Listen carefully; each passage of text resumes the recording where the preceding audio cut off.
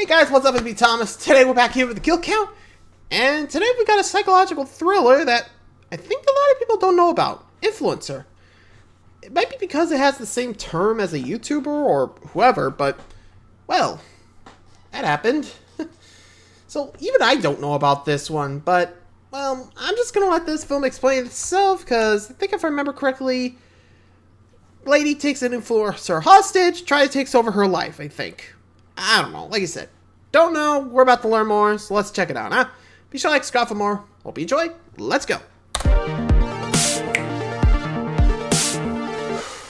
Welcome to the Kill Count, where we tally up the victims in all our favorite horror movies and show you how they were made. I'm James A. Janice, and today we're looking at Influencer, which had its wide release on Shudder in 2023. As its name suggests, Influencer is the latest horror film that follows a social media influencer. This burgeoning subgenre often focuses on characters desperately seeking followers and fame. It goes back at least to Tragedy Girls in 2017, and elements of it were present in the now very prescient Scream 4 in 2011. But man, it's been blowing up lately, and to be honest, a lot of these movies fucking rip. Influencer is no exception, and may even be my favorite among the crowd. It follows a travel influencer whose life isn't quite as luxurious as advertised. While on vacation in Thailand, she befriends a woman who avoids social media, and who changes her life and career forever. Influencer is a psychological thriller that's more in line with something like Gone Girl than what you might consider a typical horror film. It's smart and stylish as hell, with beautiful settings and a soundtrack so bumpin', I play a bunch of its tracks at parties. The acting is top notch, and the story constantly surprises you with twists. There are so many moments where I was like, okay, what the fuck happens now? It's definitely a movie I recommend you watch unspoiled to fully enjoy the ride. It's fun and cool, kind of like Upgrade, and just like that movie, more people should see and talk about it. Some people would kill to be influencers. Let's see. Speaking of whom, hi. Writer Tim, what are you doing? I'm just Tim, getting some content for my feed, ignore me. Tim, are you trying on to the be an set, influencer? really? That doesn't seem like you at all. Well, I want to travel more and, I gotta make money somehow. But I pay you.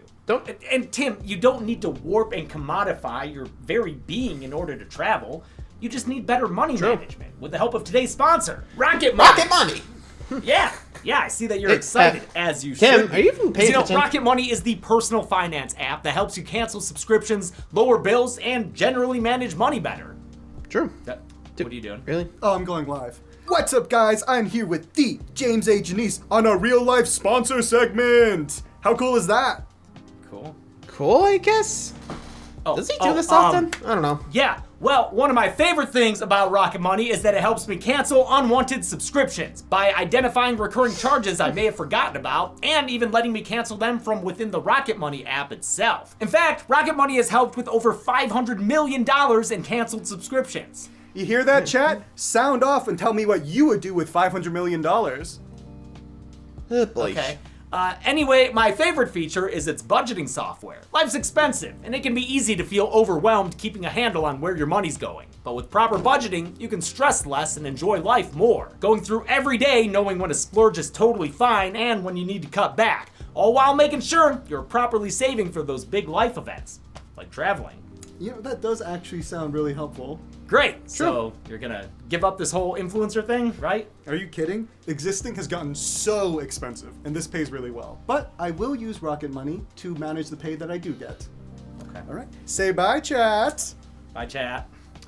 Well, Tim and you, the audience, can get the tools to achieve financial freedom for free by going to rocketmoney.com/killcount. Some people would kill to be insta-famous. Let's see how many bodies it takes to get there. Well, knowing Gone Girls, I don't think as many as we think. I'm actually not too sure how many people are going to die here, so remember, he said this was influenced by Gone Girl, so we don't know how this little psycho girl's going to make, but, the one with the bruise there, but, well, it was either bruise or birthmark. I'm not too sure. So, shall we see? Let's see how many people get logged off by the influencer.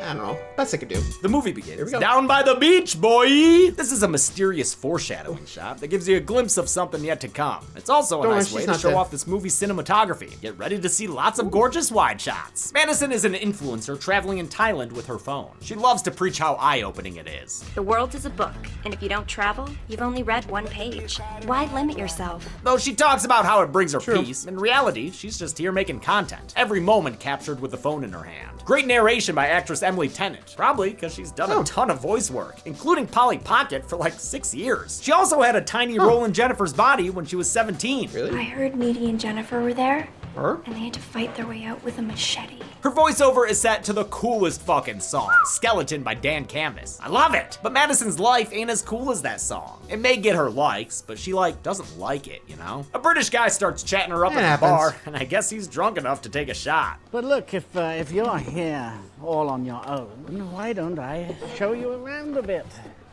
Come on, man, get a hint. His clumsy attempt is intercepted by a stranger named CW. Madison saw her at the pool earlier. She's another solo traveler. CW asks why Maddie is looking like such a grumpy pants. When she laments how her trip has been lonely content farming, CW takes her out for a real experience at the crack of dawn. Aw, it's looking like the Aries music video. Don't they make the cutest 2D in Murdoch? They catch sunrise from the mountaintop and it takes Maddie's breath away. But she recovers by the time she hits record. You guys won't believe how beautiful it is up here. If you aren't on an early morning hike, you are missing out. CW shies away from the phone and says she doesn't like being on camera. She does offer to take Maddie's picture though, a real one. How does it look?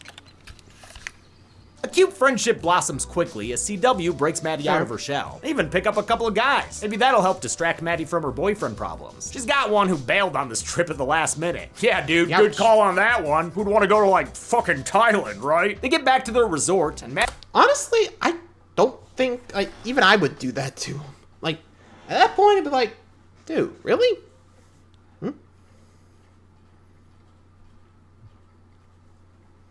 Sorry, sister. So, yeah, even I want to abandon the trip. I don't know why she did it, but anyway, back to it. Maddie finds the door to her place broken open. Someone's made a mess of it. She's probably gonna have to pay a cleaning fee. That's terrible! Oh, also they stole her passport. That's probably crap. She can't get a new one for 2 weeks, so she's stuck in the country until then. She video calls her boyfriend Ryan to let him know. He doesn't take it very well. You have a shoot on Monday. I'm not doing this on purpose. Turns out he's kind of her manager too. One of those. Very much one of those. I'm just trying to understand how you've let this happen. I didn't let this happen. I don't understand why you're getting upset. I'm trying to help. She breaks up with him, although he doesn't accept it. Damn, Ryan, why you gotta be one of those? Since Maddie's got 2 more weeks of Thailand content to fill, she's off on more adventures with CW. I know a bunch of this movie so far is just good shots set to cool music, but hey, I freaking love that vibe. These locations are beautiful. I love when films double as cinematic tourism. It's why so many James Bond movies rule. Influencer was originally scripted with a lot more crowds and tourism, but because of the COVID pandemic, their shooting locations were practically barren. This worked out for director Curtis David Harding, who also directed Spiral.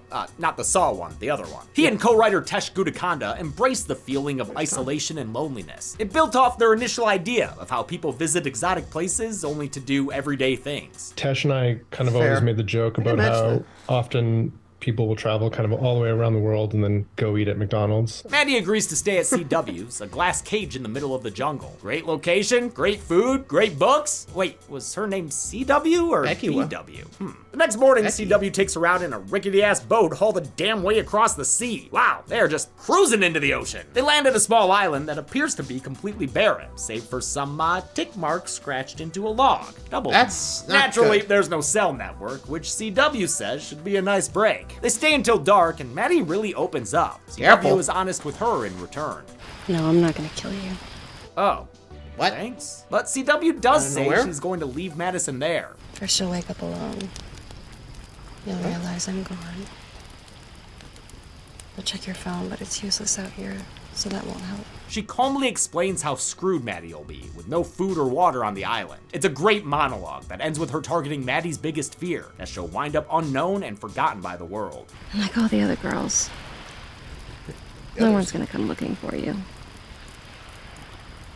Yeesh. You'll cease to exist. Maddie laughs it off as a joke and woo girls her way around the fire. She parties all night right into a holy shit opening credits. Wow, we're freaking 26 minutes in. You really are a super chill film. Love me a late in the game title card. Over Bullet by Elephants, another standout song, the movie properly kicks off as CW kicks off from shore. She leaves Maddie behind, still sleeping like a log, right next to a log. 3 weeks later, we hear Maddie's voice narrating new posts to her followers. She says that she's decided to stay in Thailand. If you let it, life can be one surprise after another.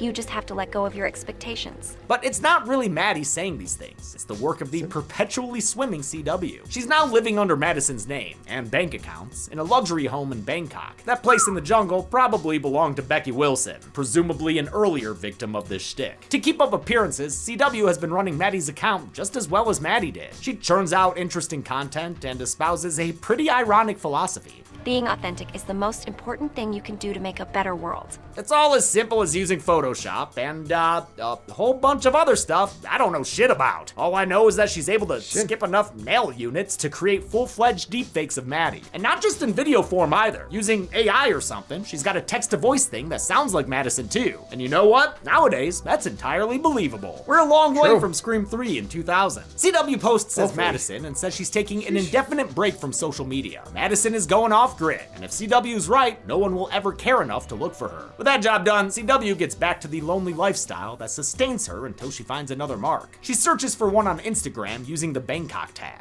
Ah yes, another pretty white lady traveling by herself. She should do nicely indeed. I love this shift in focus to a new character in the second act, and how it's accompanied by a shift in the setting and style. Director Harder changes things up from expansive nature shots to more bustling and tighter focused frames within the crowded city. CW stalks down her target, Jessica Teagan, and tries to connect with her, but unlike Madison, Jess brushes her off. A change in tactics requires research, so after some snooping, she tries a second attempt. Yesterday, I realized why I totally know who you are.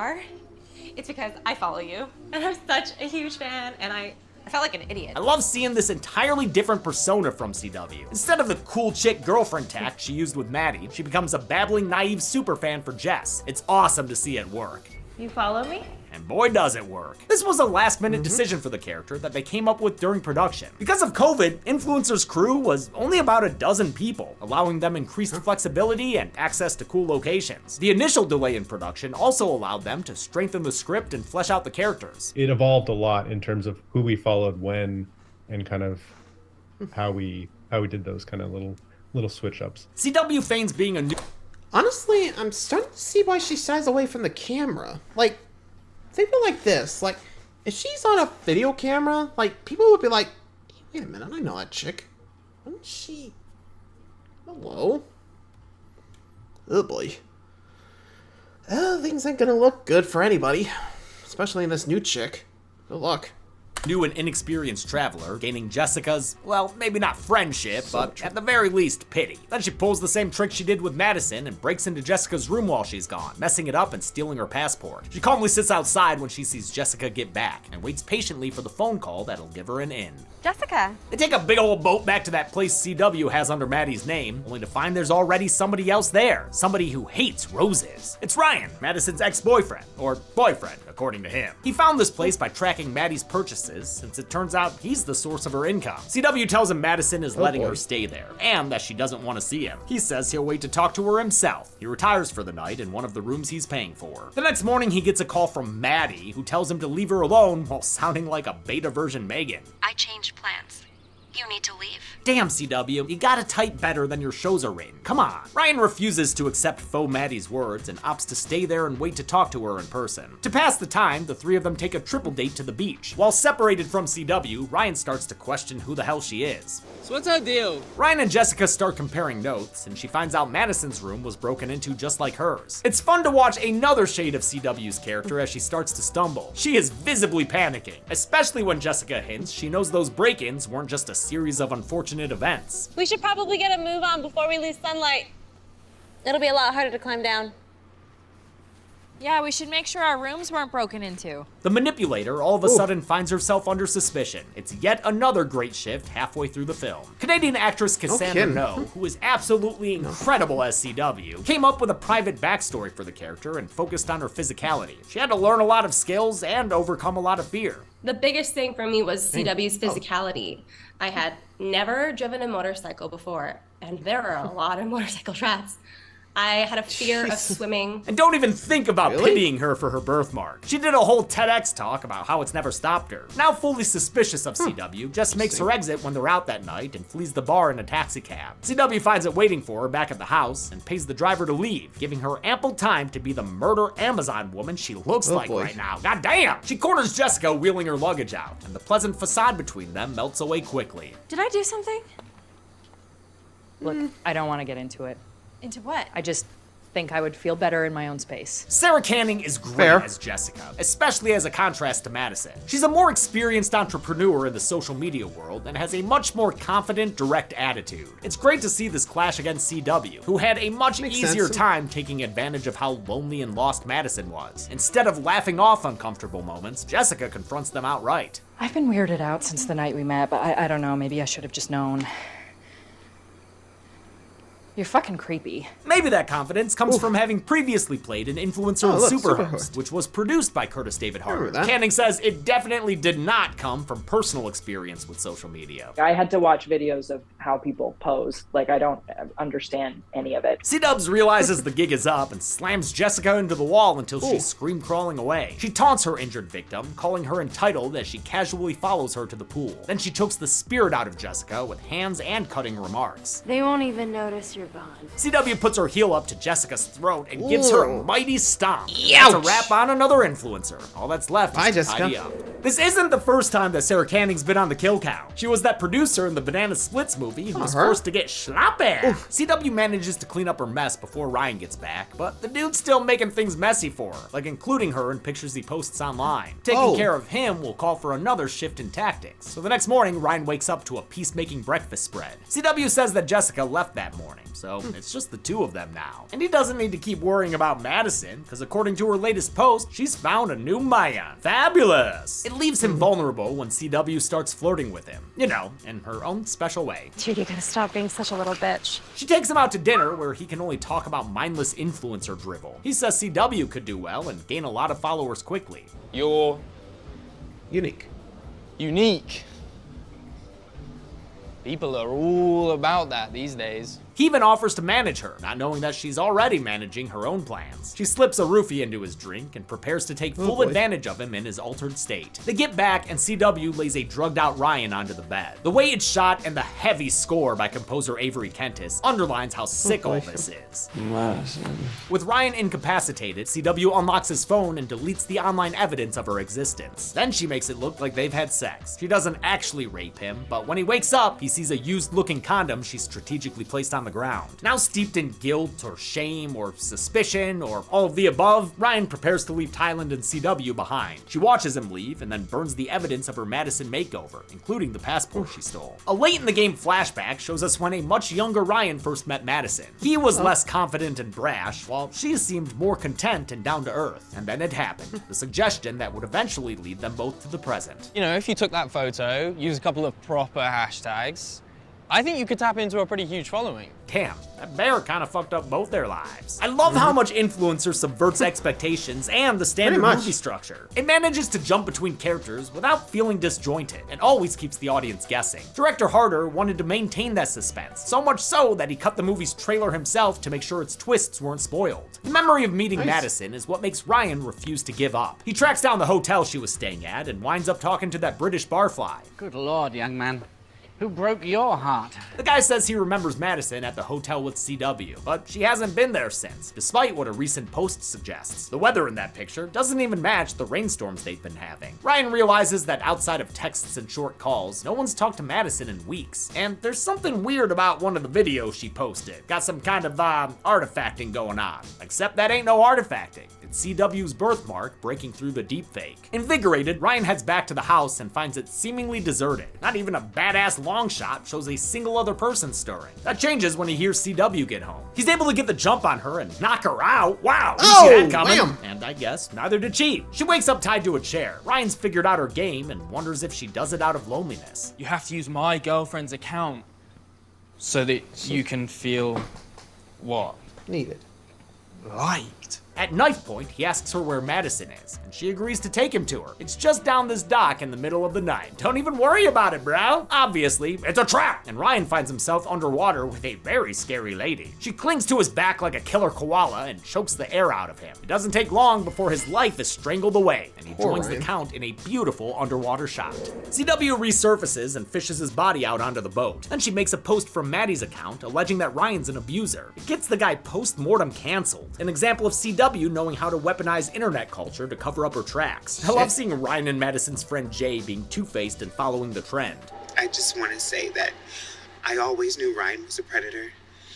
I never trusted him. He's another vapid member of the influencer world, since earlier we saw him firmly on Ryan's side. You can do a whole lot better than Madison. All CW's got to do now is dispose of the body, so it's back to the island she goes. Gonna feed it to the smoke monster. When she gets there, she's surprised to find signs of life. Looks like some extra tally marks have been made. Someone's been there 38 days. One more and they'll win Old School Survivor. CW arms herself to hunt for the social media idol, but doesn't find anything before getting blindsided with a beating stick. Madison knocks her unconscious and makes her way to the beach where she finds CW's boat and Ryan's body. Probably got a lot of mixed feelings about that. By the time CW wakes up, it's too late. The boat has left the shore. All she can do is laugh in disbelief as the movie ends with Madison sailing away. And no, I don't think the final shot that lasts all through the credits is supposed to imply she's not gonna make it back. They established that they had to cross a lot of water to get there. She's got a long ride ahead of her, that's all. How many bodies stacked up on account of one killfluencer? Let's find out. Let's go find out and get the numbers. What the hell? Let's find out and get to the numbers. Let's find out and get to the numbers. Let's find out and get to the...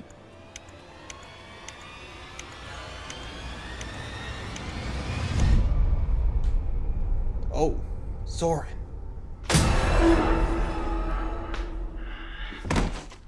God damn it. Yikes. That's a way to...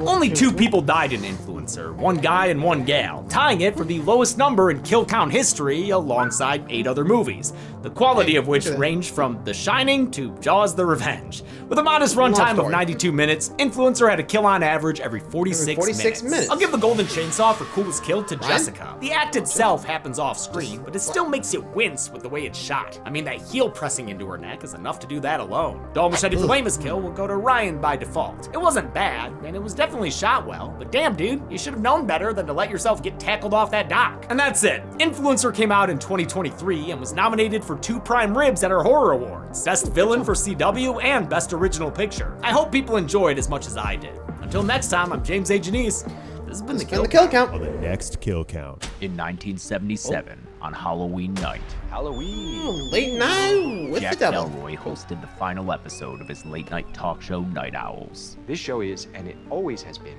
for you. The episode featured Halloween pranks, Oh, Jesus, Mary and Joe.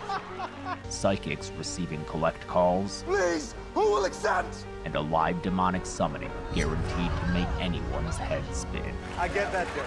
Got it? I got it. Just got it. We can assure you, what happened that night wasn't a joke. Don't be upset. I'm just ribbing you. Late Night with the Devil is a unique take on found footage, with a memorable lead performance by David Dalsmalchin. What you're about to see Nice, David. is profoundly disturbing and shocking. Moving in real time, the film pays tribute to late night legends as things spin out of control in a sinister way. Something's not right. If cozy 70s vibes are what you want, you couldn't do better than the indie horror hit Late Night with the Devil. Jack Delroy interviewed the fucking devil. Watch it on Shudder this week, then adjust your dial over to the kill count, only on Dead Meat. Everyone has a demon inside them, but we can't always control them, can we? Late Night with... Yep. You know where that's going. So go check out the Late Night with the Devil, and I'll see you guys when the kill count comes around. I know what's going to happen, so I'm not going to say anything. Adios.